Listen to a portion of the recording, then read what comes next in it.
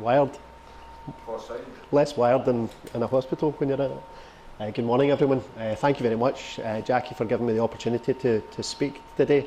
I almost feel as if I should be pulling everybody in just so that everybody can hear and things like that. It's quite a tight situation.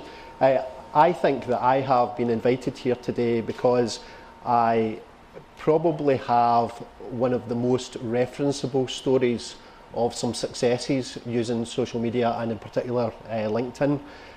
My company is a building contractor, but we specifically focus on the insurance reinstatement industry, which if you have a home insurance policy and you have a fire or a flood or some other event happens, then your insurance company will appoint us to fix the damage and put the property back to the way it was prior to the event happening.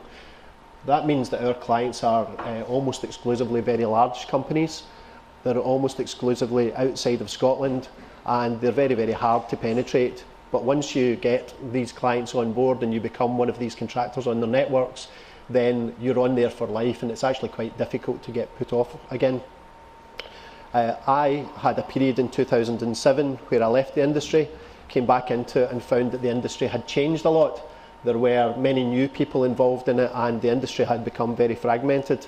So being a very enthusiastic user of LinkedIn, I started to use the LinkedIn groups facility in order to invite and attract people and recruit people onto the groups and start interacting with them and get some really meaningful conversations happening.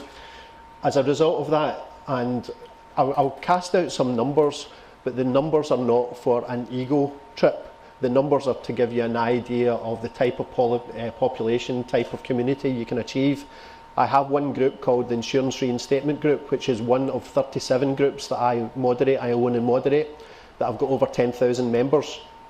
And the Insurance Reinstatement Group has about 2,000 members in it just now, and about 1,000 people who want to join the group, who have just to go through the admin process to include them in the group. That group transacts over £800 million between the members of the group. So it's a very, very tangible, very active environment for people to meet new people and to get business out of it. The point today, Jackie made a real point that said to give you as an audience something to take away. I think it's fantastic that Social Media Week exists. I think it's even more fantastic that it's here in Glasgow as one of the representations in what are a number of cities around the world. But this is not easy. If some of you are just starting out on this journey of thinking about how you will reach an audience, interact with that audience, influence that audience, and if your objective is for that audience to purchase from you or to be involved in business, this takes some time.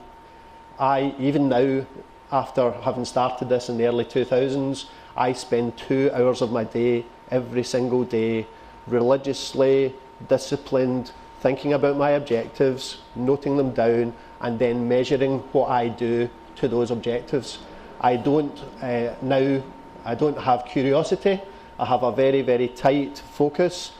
Curiosity is something that I had 5 years ago, and it never made me any money, made me a lot of friends, a lot of connections, but I didn't get anything out of it. So if your objective of taking part in social media is to raise brand awareness for yourself, your company, and to deliver business for you, then ditch the curiosity and get onto the real objectives of real tangible returns. None of us like wasting our time. None of us like having a situation where we look back on something and say, yeah, that was an enjoyable journey, but I've not made any money from it, if that's what your objective is. So be very, very disciplined in how you use the platforms. The other takeaway from this is that I have this morning 4,072 connections on LinkedIn. Very importantly, when you segment that down, I have over 2,000 people who are connections of mine who are members of the marketplace that I am trying to target. So when I put out status updates, tweets, and other interactions, I am interacting directly with the target marketplace that I want to sell into. So it doesn't take very long for someone who is in a tier 1 insurer, for example, like AXA, RSA or whoever, for their counterparts in other insurers that I am trying to penetrate, for them to pick up on the messages that I'm trying to send out. So the situation there is, yes, it's all well and good having lots of connections, and we need them in order to establish our network and establish our sphere of influence. But what's very, very important is for you to identify who your targets are and try and think of mechanisms that get you access to that target marketplace. And again, that's just down to discipline. If you spend your time just going out and building connections just for the sake of building connections, then all you'll have is a big network that just sits passively doing nothing. It's shelfware, it's a waste of your time, please don't do it. Again, back to your objectives. If your objectives are to set up meaningful relationships that are going to really give you a return on investment, then specifically target the marketplaces that you want to get access to. And just as a takeaway, I suffer badly from fatigue, social media fatigue. You will all suffer it at some point. It's a normal way for you to think. It's a normal emotion. But every time you suffer some fatigue, something will happen. An event like this, which brought me out of the fatigue. So thanks very much, Jackie.